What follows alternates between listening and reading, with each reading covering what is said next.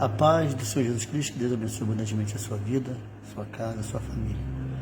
Gostaria de compartilhar um texto do livro de Apocalipse, no capítulo 2, que fala sobre a igreja de Éfeso, do verso 1 até o verso número 7. Estarei lendo um versículo e cada momento falando sobre esta igreja. Ao anjo da igreja em Éfeso escreve: essas coisas diz aquele que conserva na mão direita as 7 estrelas, que anda no meio dos 7 candeeiros de ouro. Bem, a estrela são os anjos, o líder, e os candeeiros são as igrejas. E Jesus Cristo anda no meio da igreja. É interessante isso. Você não está sozinho, Jesus está no seu meio, Jesus está no meio do seu povo. Diz assim: conheça as tuas obras, tanto o teu labor como a tua perseverança, que não pode suportar homens maus, e que puseste a prova que a si mesmo se declaram apóstolos e não são, e os achaste mentirosos. Quando Deus diz que conhece, a palavra conhecer, tanto no grego quanto no hebraico, e principalmente o contexto da palavra, aponta para um conhecimento íntimo. Quando eu digo que conheço alguém, talvez eu saiba onde ele mora, quantos anos tem, talvez eu saiba o nome dos seus pais, mas conhecer, biblicamente falando, tem um sentido mais íntimo. Então, quando Deus diz que conhece, é porque Ele conhece a profundo, no profundo, no escondido. Ele conhece completamente. Ele não só sabe sobre o teu problema, sobre a tua situação, sobre a tua vida, mas Ele te conhece por dentro e por fora, literalmente, quando nós costumamos falar. Então, conheça as tuas obras, tudo que você faz, Ele conhece o porquê, o para quê, qual a intenção. Tanto o teu labor quanto a tua perseverança, tudo que você faz está patente diante de Deus, Ele conhece. E que não pode suportar homens maus, que puseste a prova os que a si mesmo se declaram apóstolos não são, que você não gosta de pessoas ruins, você não suporta. Ou seja, o bem que você faz não permite aceitar o mal. E as pessoas mentirosas, você realmente reconhece, como diz aqui, você reconhece eles como mentirosos, você sabe que estão falando mentira.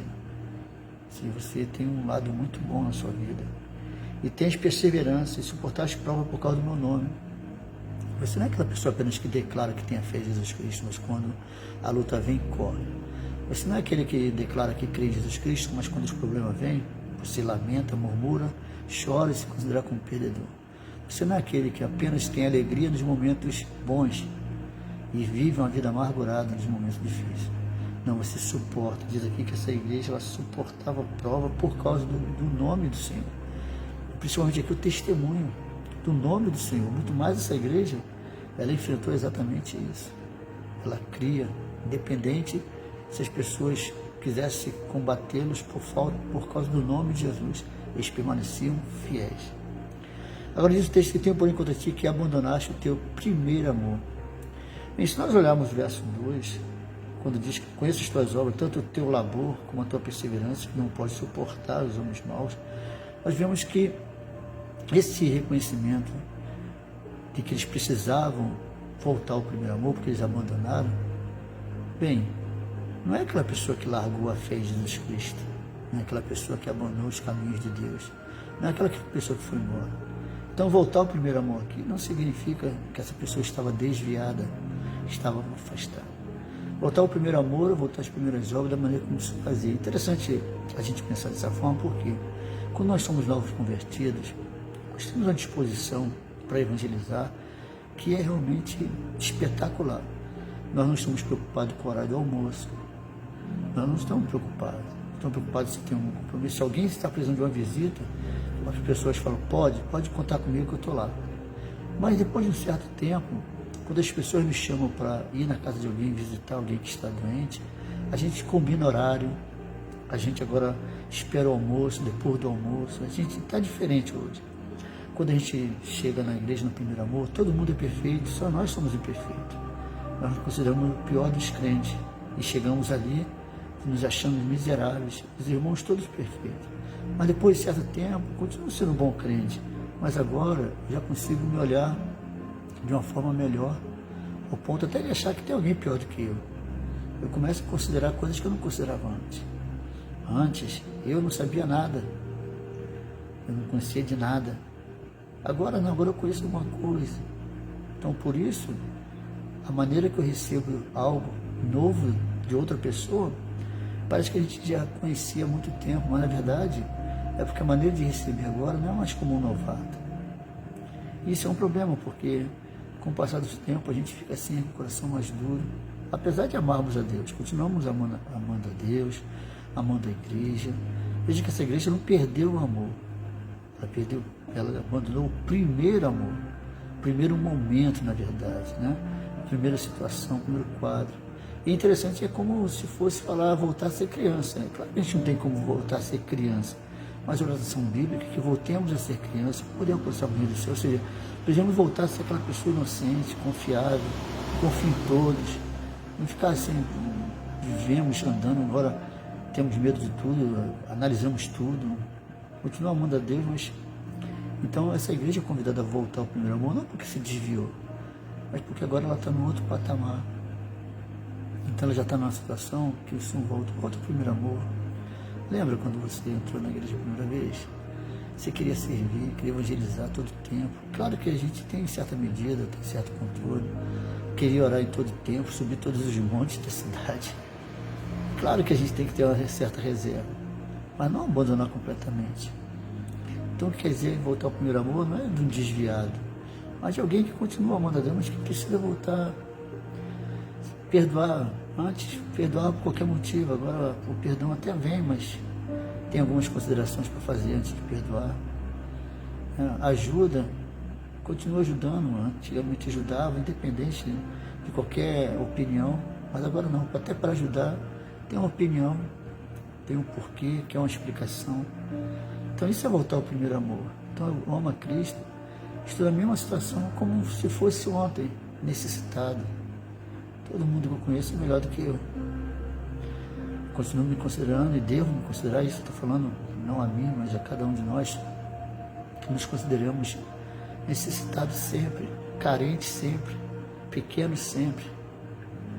Que é dessa maneira que Deus nos quer, que a gente sempre retorne. A gente cresceu um pouquinho, mas a gente retorna. A gente conheceu mais um pouquinho, mas a gente retorna, como se não soubesse nada. E assim a gente vai ficar sempre no primeiro amor.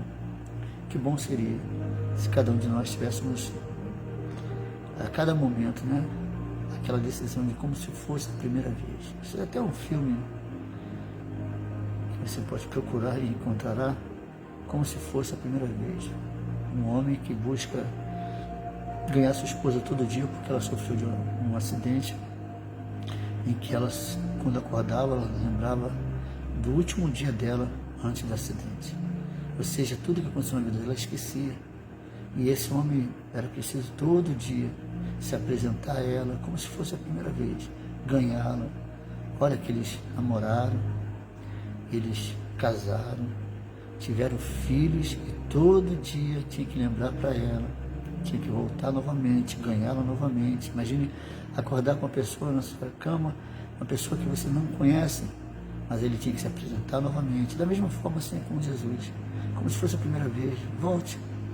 Eu me converti dia 10 de setembro de 1985.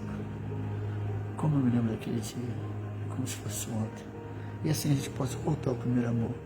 Tens contudo a teu favor que odeias as obras de Nicolaíta, aquela pessoa que mistura as coisas, né?